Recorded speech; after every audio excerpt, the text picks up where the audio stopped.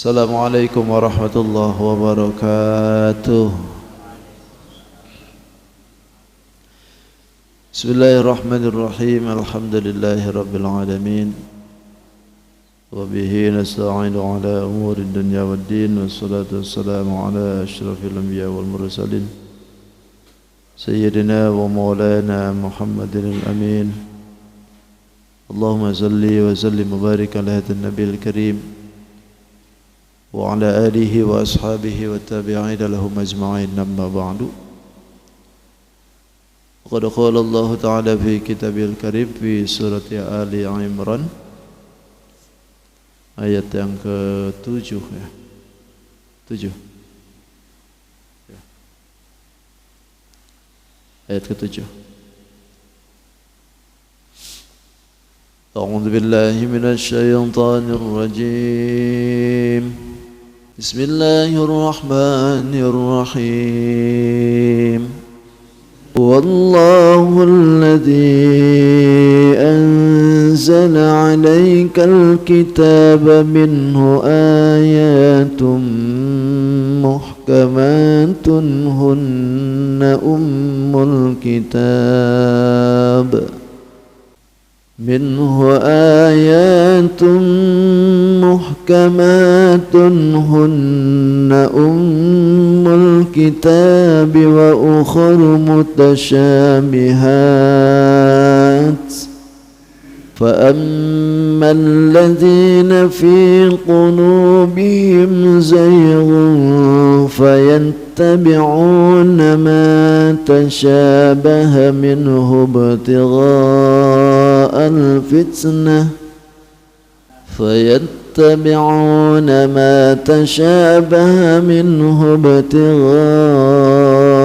الفتنة وابتغاء تأويله وما يعلم تأويله إلا الله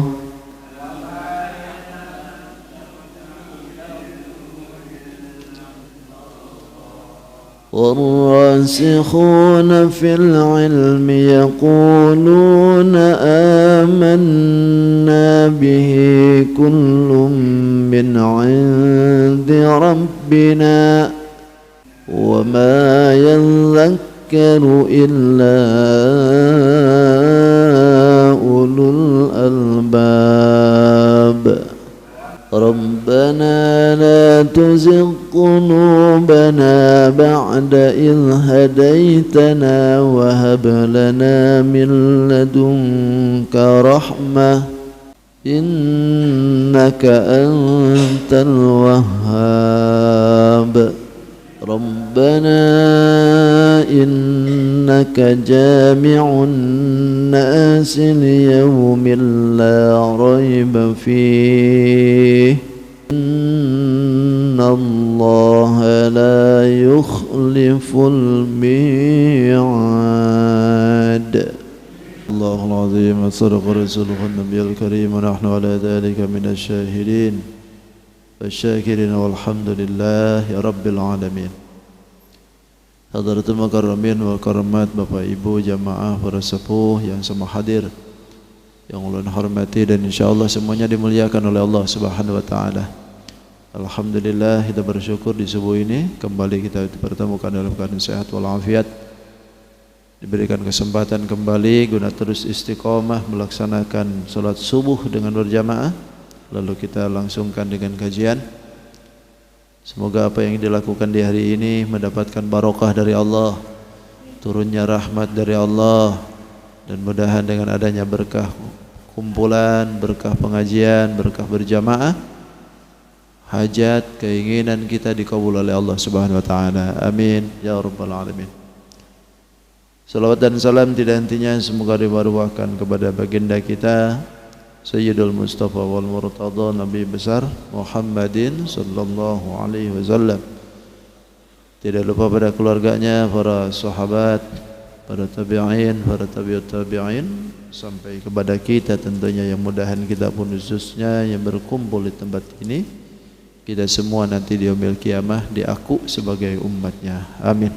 ya rabbal alamin.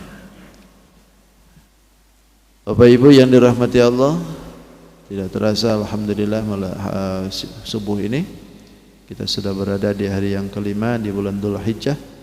Insyaallah tinggal beberapa hari lagi kita memasuki lebaran Idul Adha ya. Insyaallah kalau enggak salah kita hari Kamis ya. Hari Kamis insyaallah, berarti hari Selasa, hari Rabu itu adalah puasa tarawih dengan Arafah.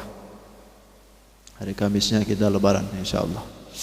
Mudah-mudahan minta panjang umur, sehat dan diberikan rezeki oleh Allah untuk bisa berkurban di tahun ini insyaallah. Amin ya rabbal alamin.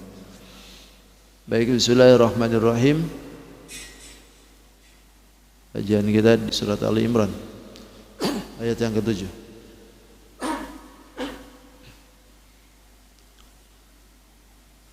Masih penjelasan tentang kitab yang tentang apa nih kemarin tuh? Oh iya, penjelasan tentang masalah 60 orang kemarin tuh ya. 60 orang Nasrani bergabung datang ke Nabi mendebat Nabi, kan kemarin. Sehingga dalam poin-poin perdebatan itu disebutkan bahwa kata mereka Nabi Isa itu adalah putra Allah. Alasannya li'annahu lam yakun lahu abun, karena Nabi Isa tidak punya bapak. Jadi alasan itulah yang membuat mereka berani mendebat Nabi Isa itu adalah putra Allah. Padahal kalau seandainya hanya alasan tidak punya bapak, banyak sekarang juga macam begitu. Bisa jadi Tuhan berarti kan? Yang kedua, alasan kata mereka Nabi Isa itu kadang-kadang pula jadi Allah. Karena li'annahu yuhyil mauta, Nabi Isa bisa menghidupkan orang yang mati. Alasan itulah yang membuat mereka itu meyakini bahwa Nabi Isa adalah Tuhan. Lalu yang ketiga, Nabi Isa ini adalah satu dari tiga, sehingga bisa berbuat, bisa menciptakan. Lalu dijawab oleh Nabi, ataslamuna annallaha hayyun la yamut? Apakah kalian akan menerima sesungguhnya Allah itu zat maha hidup yang tidak akan mati? Oh iya. Lalu ataslamuna anna Isa yamut? Apakah kalian bisa menerima sesungguhnya Nabi Isa itu bakal mati? Oh iya. Kan pintar kebelingar tuh.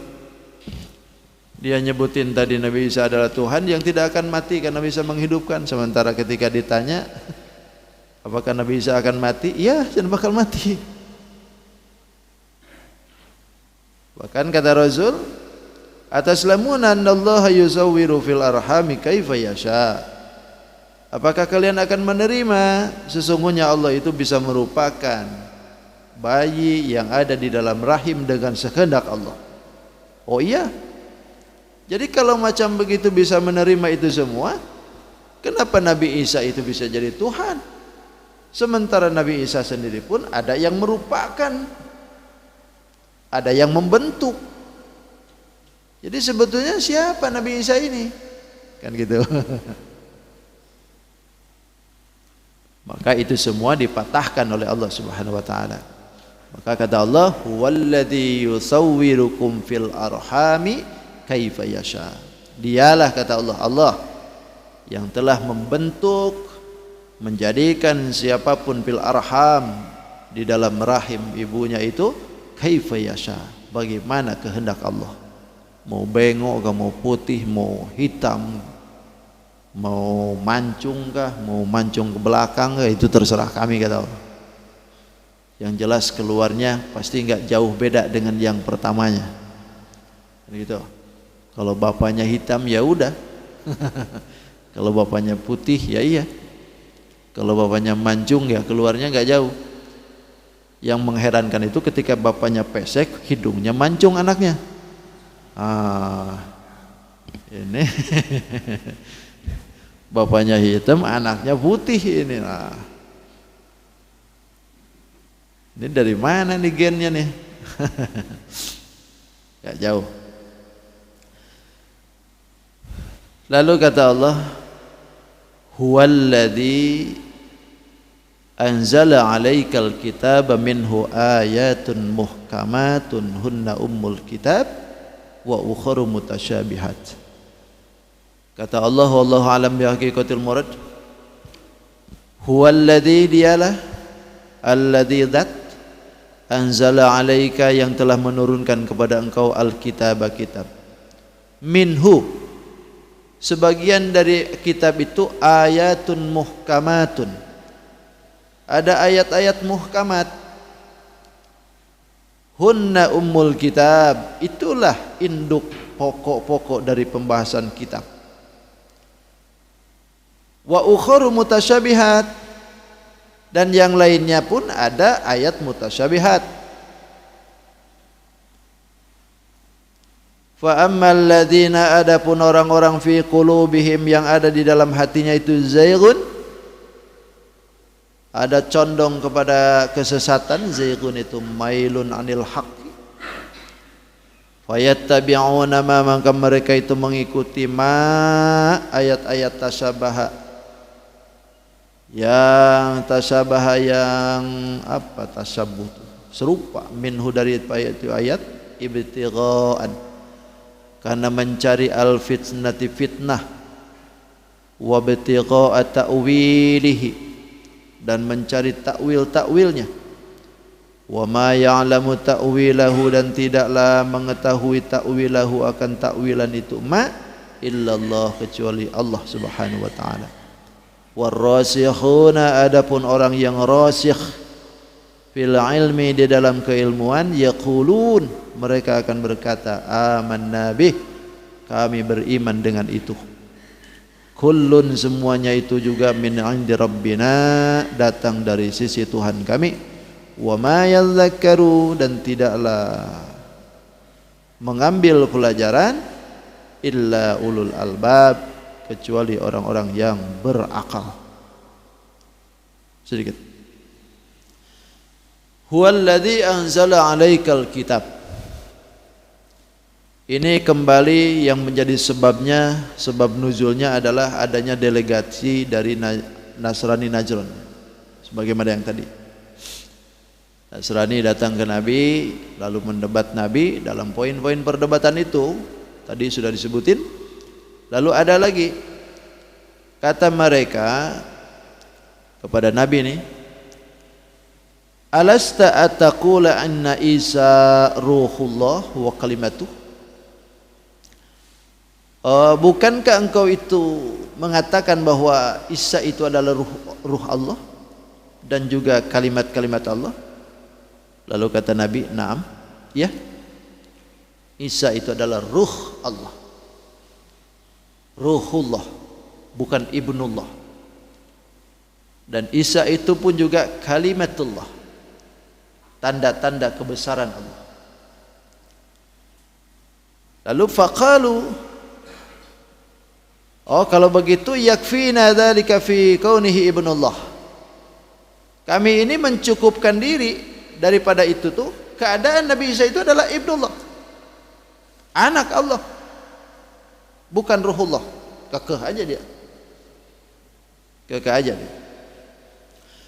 Nah, karena mereka ini adalah orang-orang yang bukan orang-orang biasa nih, orang-orang pintar mereka nih. Bahkan diantaranya banyak pendeta juga yang datang. Bersikuku mereka itu mengatakan Nabi Isa itu adalah anak Allah, maka turunlah ayat ini. Kata Allah, huwallazi anzala 'alaikal kitab. Dialah zat yang telah menurunkan kepada engkau ya Muhammad al-kitab. Minhu, sebagian dari kitab itu ayatun muhkamatun, ada ayat muhkamat. Ayat muhkamat ini apa sih? Ayat muhkam. Ayat muhkamat itu ayat-ayat yang dohir atau yang sudah jelas maksudnya. Ayat muhkamat itu nggak usah lagi ditakwil-takwil, nggak usah lagi diperinci, nggak usah lagi cari-cari ayat yang lain. Memang sudah jelas kok hukumnya. Makanya kan di dalam hukum ayat-ayat Quran itu ada bahasa-bahasa yang memang perlu diketahui gitu. Ada ayat Quran itu ada mantuk, ada mafhum. Ada am, ada mukhassas. Ada ayat mantuk, mantuk itu pembicaraan, lalu ada ayat mafhum. Perlu ditanyakan. Ada ayat yang am secara umum, dikhususkannya kemana-mana. Ada yang mukhassas secara khusus, ditujukan ke siapa. Ada yang ditujukan ke Bani Israel, ada yang ditujukan kepada baginda Nabi, ada yang ditujukan kepada salah satu orang. Itu mukhassas. Ada yang mutlak atau muqayyad dan juga muqayyad. Ini juga sama ayat-ayat penentuan. Ada mujmal, ada ayat mubayyan. Secara global ada perincian ayat itu. Ada juga ayat itu muhkam sekaligus ayat mutasyabih. Nah, yang kita bicarakan ini yang terakhir nih. Ayat muhkam, ayat mutasyabih. Ayat muhkam ini adalah satu ayat wadihatud dilalah. Tujuannya jelas.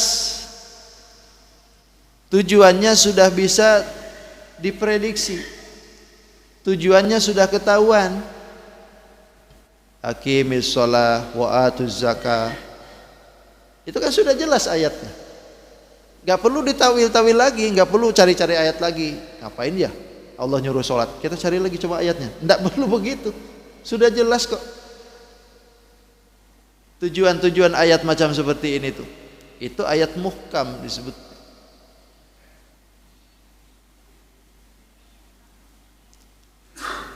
Hunna ummul kitab. Itulah induk atau pokok dari kitab, kata Allah, yang menjadi pegangan dasar hukum-hukum untuk kita pakai di dalam penjelasan hukum itu. Kata Allah, ya ayyuhalladzina amanu innamal khamru wal maisir wal ansab wal azam rijsum min amali syaitan. Hei orang yang beriman, sesungguhnya judi, undi nasib, mabok, itu semua adalah rijsun, najis. Ketika itu sudah diharamkan oleh Allah, gak usah cari-cari lagi. Lalu cari-cari lagi ayatnya untuk bisa membuka kembali kenapa ya ini diharamkan. Oh barangkali karena ini. Gak usah digituin juga, tetap aja gitu. Innamal bai'u. Oh, sesungguhnya Allah Subhanahu wa taala telah menghalalkan riba, menghalalkan jual beli, wa harrama riba. Lalu Allah mengharamkan riba. Allah halalkan jual beli, Allah haramkan riba. Itu ayat sudah jelas. Gak usah lagi dicari-cari lagi tuh. Itu disebut muhkam. Jelas tujuannya.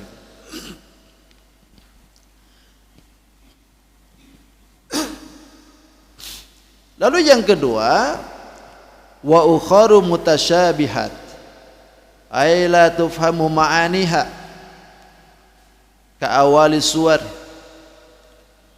Lalu yang lainnya ada lagi yang kedua ayat mutasyabihat, ayat mutasyabih.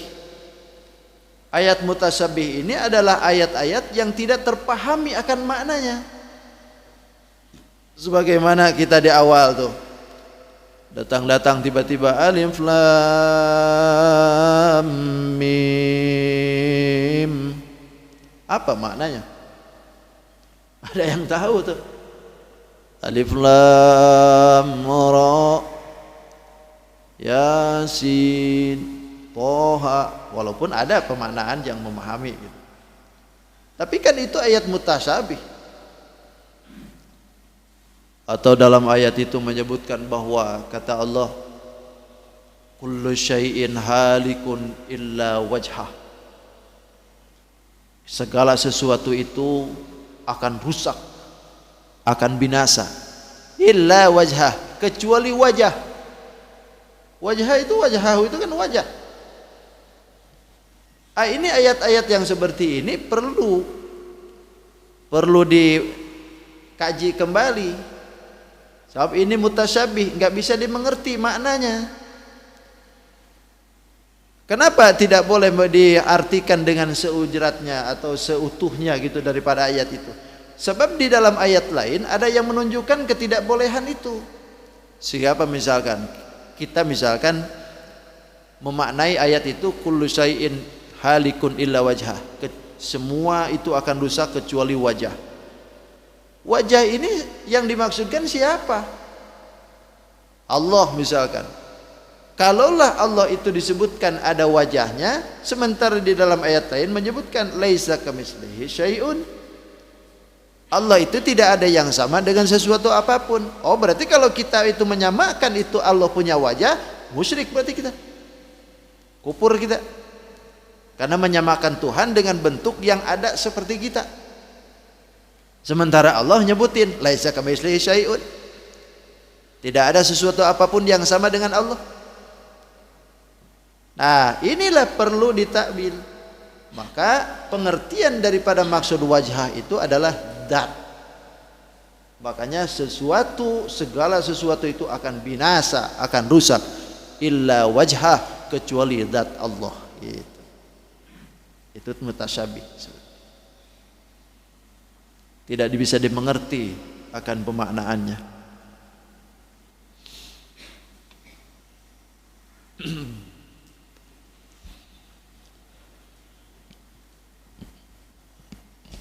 Bahkan dalam hadis kan disebutkan bahwasanya kata Nabi, unzilal Quran ala sab'ati ahrufin. Diturunkan Al-Quran itu pada 7 huruf. Coba bingung kita. 7 huruf Quran ini diturunkan oleh Allah. Maksudnya 7 huruf ini apa? Perkataan Nabi aja luar biasa nih. Maksudnya 7 huruf itu apa? Sehingga para ahli hadis banyak akhirnya versi-versinya yang menyebutkan dan menafsirkan itu hadis beberapa versi gitu.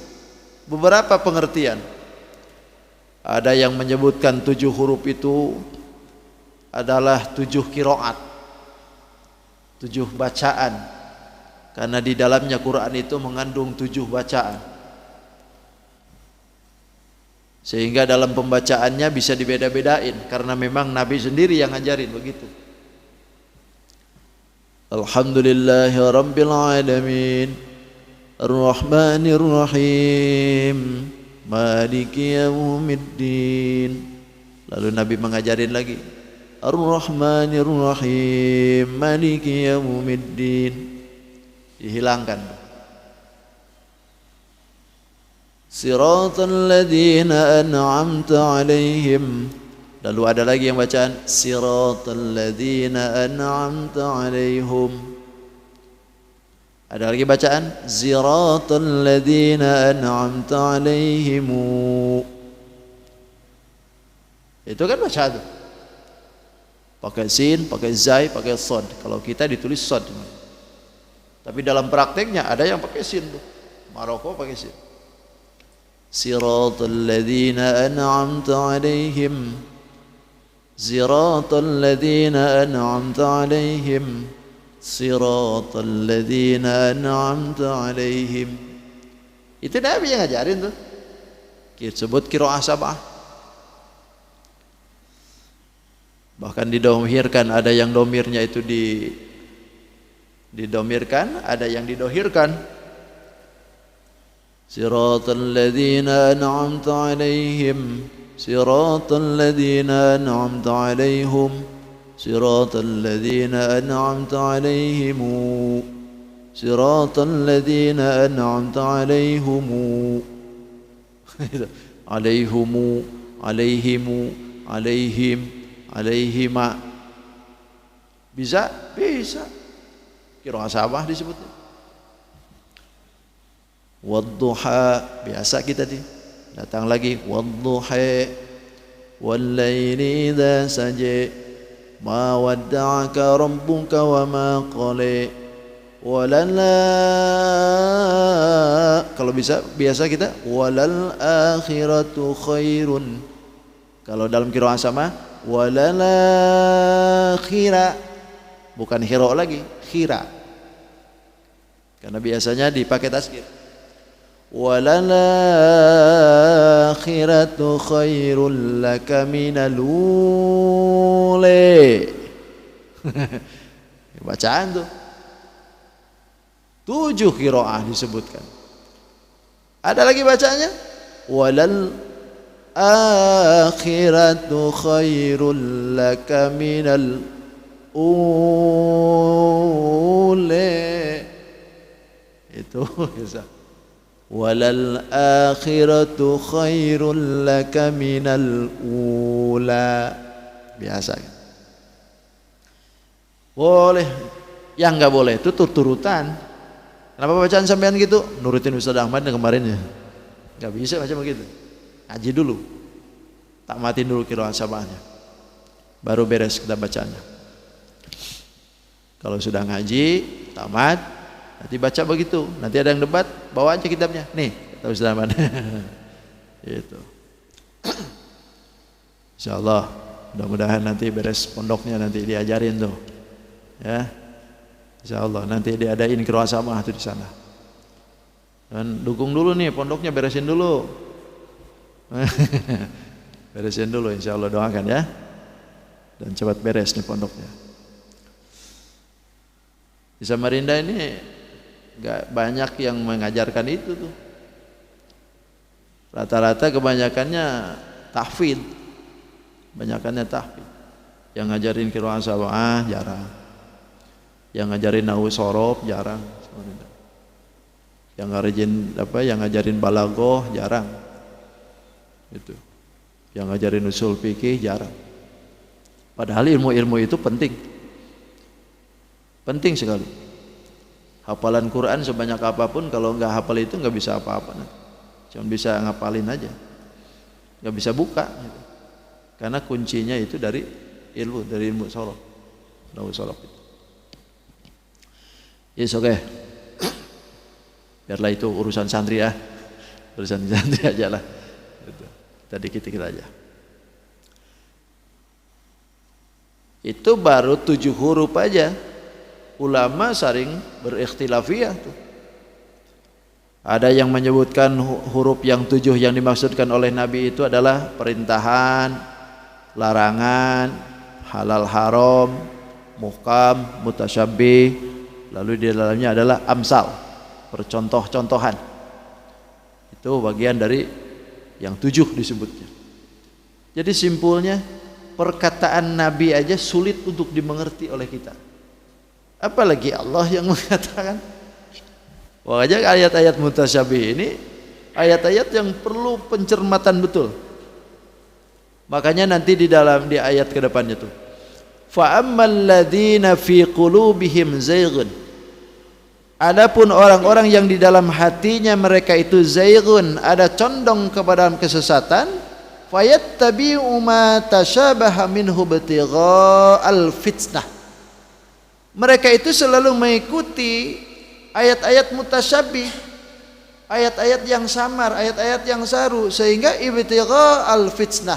Yang dicari itu adalah fitnah. Yang dicari itu adalah fitnahnya, kesalahan-kesalahannya. Sebab terjadi di dalam persubhatan. Bahkan wabtigha'a ta'wili, yang dicari itu takwilannya. Penafsiran-penafsiran yang tidak menentu. Padahal wa ma ya'lamu ta'wilahu illallah. Tidaklah mengetahui seorang pun akan takwilan itu tafsiran yang mutasyabih illallah, kecuali Allah Subhanahu wa taala. Makanya kalau salah-salah menafsirkan ayat-ayat mutasyabih bisa tersesat kita nih. Berapa banyak orang yang menafsirkan ayat-ayat itu ternyata tersesat. Sebagaimana zaman sekarang itu apalagi. Sehingga berani betul menafsirkan ayat mutasyabih diserupakan dengan wujudnya, sebagaimana yang terjadi pada Ibnu Taimiyah yang menafsirkan ayat bahwasanya Allah itu duduk di atas aras sebagaimana duduknya Ibnu Taimiyah di mimbar. Kan itu mentasyabuhkan dirinya dengan Allah. Apa bedanya dengan Siti Jenar yang dia kemudian dihukum mati sama Wali Songo kan? Kenapa? Itu adalah pemahaman wahdatul wujud. Pemahaman yang ketika itu dia itu menyamakan dirinya dengan Tuhan, sehingga ketika ditanya, adakah Siti Jenar? Enggak ada di sini Siti Jenar. Lalu siapa yang ada di hadapanku? Ini adalah Allah. Oh, kalau begitu aku mencari Allah. Enggak ada Allah. Yang ada Siti Jenar yang ada. Jadi enggak ada Tuhan, yang ada Siti Jenar. Enggak ada Siti Jenar, tapi yang ada Tuhan. Apa maksudnya? Karena Siti Jenar dengan Tuhan wujudnya sudah menyatu. Ini wahdatul wujud. Akhirnya dihukum pancung. Kalau di Aceh, Hamzah Pansuri.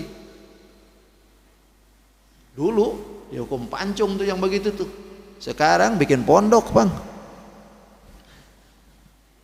Yang sesat-sesat malah bikin pondok sekarang nih. Ya kan? Itu kalau di Arab Saudi sudah dihukum pancung, si Panji Gumilang tuh. Oh, itu sudah menyimpang betul itu. Kemana-mana itu. Ayat-ayat Tuhan sudah dibikin kemana-mana. Sunnah-sunnah Nabi sudah diplesetkan. Salam aja diganti dengan salam Yahudi. Nah, itu sudah lain tuh.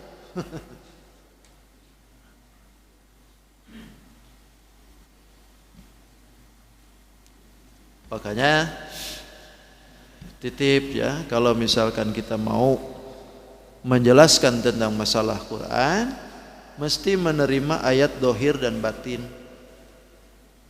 Karena likulli ayatun dohirun wa batnun.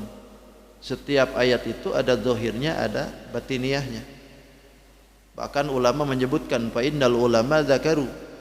Sesungguhnya para ulama itu menjelaskan anna uzulul kufri al-akhdhu bi zawahidil kitabi was sunnah. Asal muasal kekufuran itu rata-rata itu mengambil dohirnya ayat kitab dengan sunnah. Hanya dohirnya yang diambil, batiniahnya tidak diterima. Itu asal kekufuran itu. Sedangkan di dalam ayat itu ada ayat dohir, ada ayat batin yang tidak nampak gitu. Maka perlulah dikaji.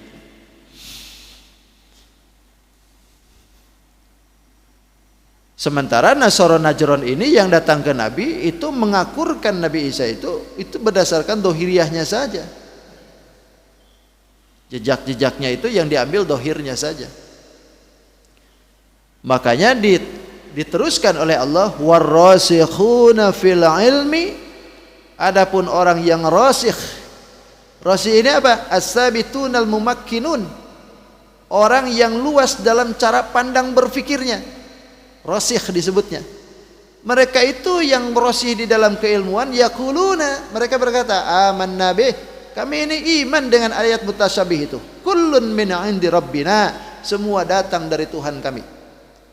Kalau orang yang rasikh, orang yang punya pandangan luas dalam keilmuan, itu selalu mengatakan bahwa ayat mutasyabih itu adalah ayat Tuhan juga. Jadi tambahan ayat mutasyabih ini didatangkan oleh Allah itu untuk menambah daya iman, untuk menambah keyakinan. Rasikh itu apa sih? Kalau dilihatin secara rasikhnya ya, ada 4 hal orang rasikh itu, termasuk orang rasikh. Al-khasyatu fima bainahu wa bainillah, orang yang disebutkan rasikh atau dalam pandangannya luas, dalam pemikirannya, pertama punya sifat khasyah, takut dia itu antara dirinya dengan Allah Subhanahu wa taala. Itu orang rasikh. Yang kedua, orang rasikh ini adalah at-tawadu fima bainahu wa bainan nas. Orang ini tawadu, rendah diri antara dirinya dengan manusia, dengan orang lain. Tidak merasa saya ini paling hebat, tidak merasa paling sip, tidak merasa paling cerdas, tidak merasa paling punya ideolog. Tawadu pokoknya di depan manusia. Itu orang rasikh disebut. Lalu yang ketiga, orang rasikh itu az-zuhdu fima bainahu wa bainad dunya. Dirinya zuhud. Artinya tidak terlalu mengelulukan duniawi antara dirinya dengan dunia, tidak mengedepankan dikit-dikit tuh dunianya gitu, zuhud orangnya, itu rasih. Lalu yang keempatnya mujahadah, fi ma bainahu wa baina nafsih. Mujahadah itu merangan antara dirinya dengan nafsunya, itu orang rasih disebutnya. Nah, orang-orang yang begini nih yang harus dicari, yang harus diikutin itu adalah pemahaman dalam ayat-ayat Quran itu punya sifat macam begini. Sebab kalau seandainya keluar daripada koridor itu, kadang-kadang pemahamannya dibawa ke ranah yang dia inginkan, nafsunya tuh. Tidak sedikit dia baca ayat-ayat Quran lantaran membela partai, gitu kan? Itu karena dia tidak roseh. Tidak sedikit dia bela ayat itu, bawa ayat, baca ayat karena membela dengan kelompoknya atau dengan membela dengan keinginannya. Pembelaan dengan ayat dengan tujuannya, bukan karena lillahnya. Kalau cuma seperti ini, dia keluar dari roseh.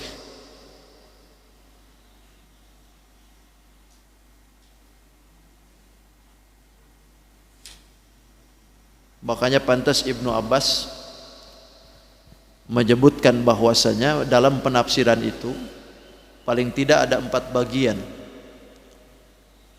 yang mesti harus ditetapkan gitu.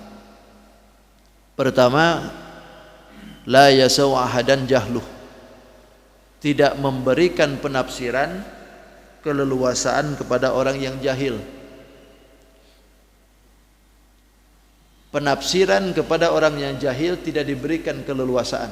Artinya kalau orang jahil jangan sekali-kali menafsirkan Quran. Sebab kalau orang jahil menafsirkan Quran, ya itu kayak si Panji Gumilang tuh akhirnya. Hasilnya kayak gitu. Jahil itu, walaupun profesor doktor. Abu Jahal aja itu, Abu itu bapak, Jahal itu bodoh. Padahal aslinya Abul Hakam itu.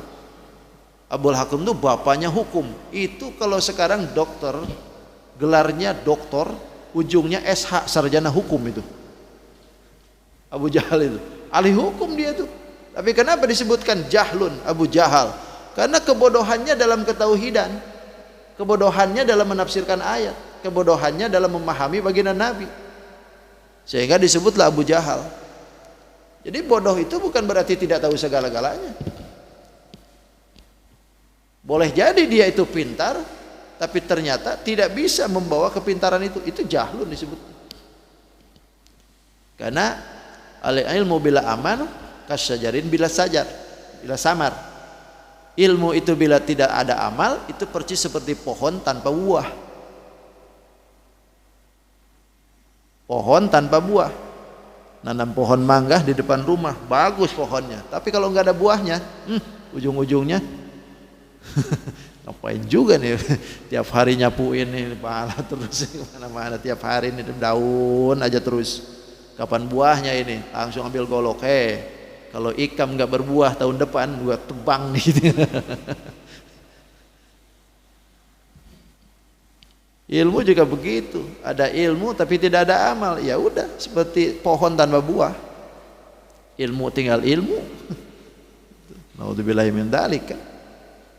Makanya pantas kata Nabi Musa, likulli alimin la ya'malu bi ilmihi huwa wa iblisu sawaun. Orang yang punya ilmu tapi tidak ada amal di dalamnya, maka dia dengan iblis itu sama aja. Iblis, bayangkan. Kenapa dengan iblis? Karena iblis juga pintar. Iblis juga pintar.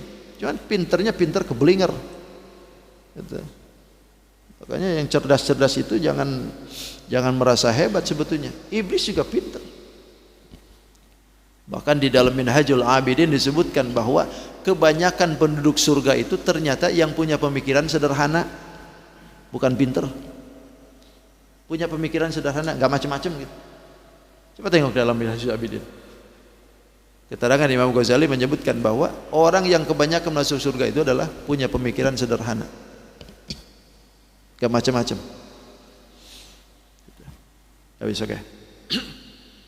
Jadi penafsiran itu tidak dibuka dengan orang seperti itu.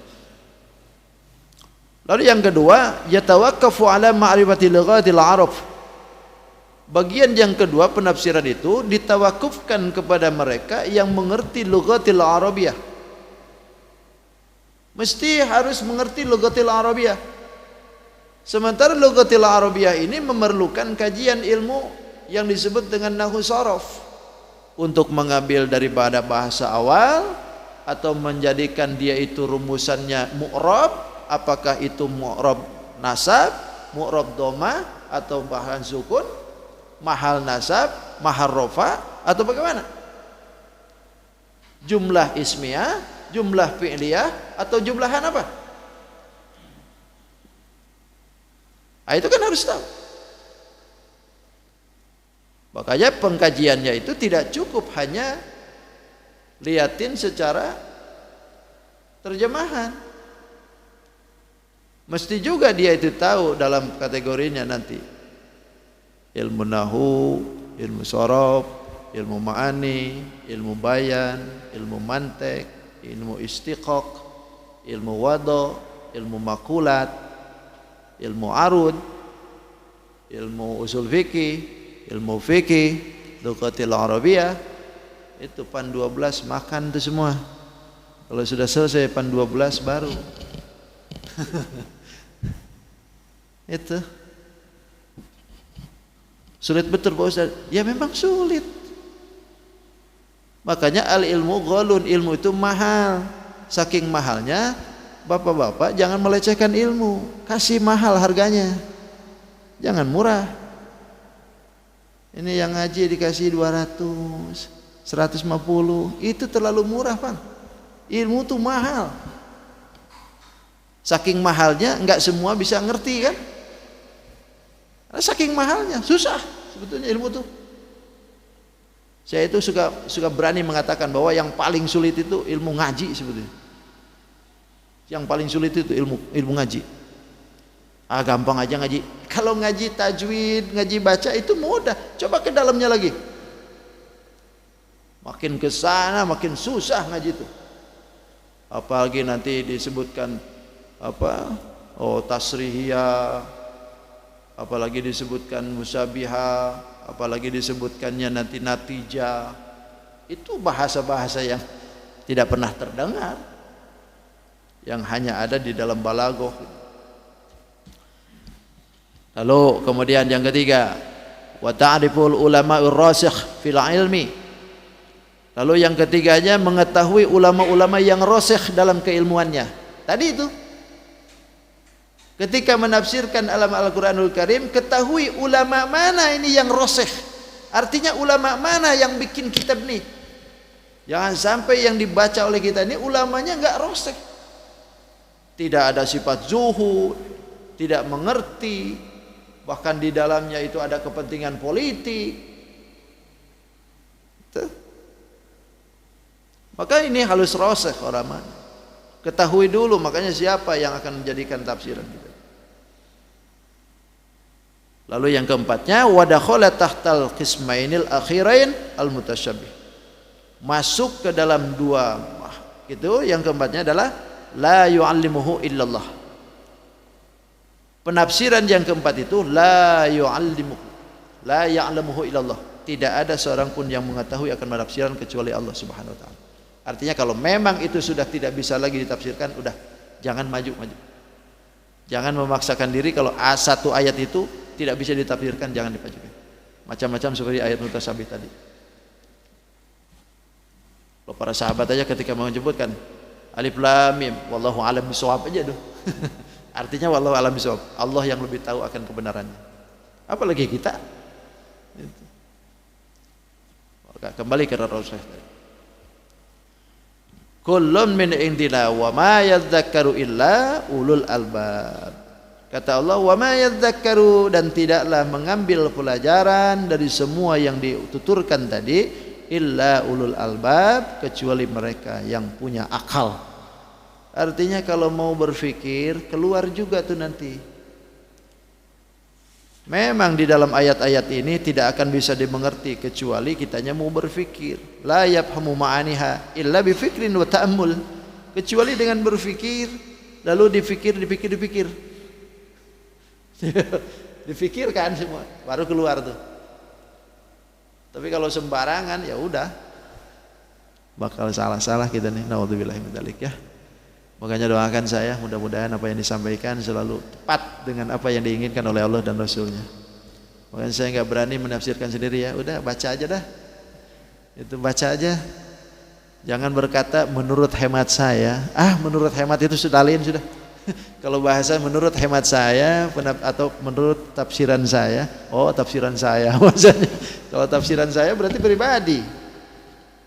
Kalau saya nggak berkata begitu, wallahu a'lam bishawab. Pokoknya apa yang ada di sini saya bacain, itu aja. Nggak tambah-tambahin, enggak. Atau berkaitan dengan yang lain itu karena penafsiran dari yang lain. Ambil sana, ambil sini, langsung disampaikan. Itu untuk menunjang aja, untuk menunjang. Rabbana la tuzigh qulubana ba'da idh hadaitana wa hab lana min ladunka rahmah innaka antal wahhab. Wallahu a'lam bishawab. Udah 6:30 cukup ya. Mudah-mudahan apa yang disampaikan bermanfaat. Insyaallah kita ketemu lagi lain hari dan kesempatan yang akan datang. Tidak ada pertanyaan ya. Hari ini ada undangan dari Pak Haji Ibrahim ya. Insyaallah kita lain waktu kita lanjutkan. Hadanallahu wa iyyakum ajma'in. Khudbah safa wa dama qadar. Assalamualaikum warahmatullahi wabarakatuh. Allahumma arhamna bil Qur'an waj'alhu lana imaman wa nuran wa hudan. Allahumma dhakkirna minhu ma nasina wa 'allimna minhu ma jahilna warzuqna tilawatahu ana al-layli wa atrafan nahar waj'alhu lana hujjatan ya rabbal alamin. Taqabbalallahu minkum. Subhanakallahumma wa bihamdika asyhadu an la ilaha illa anta astaghfiruka wa atubu ilaik.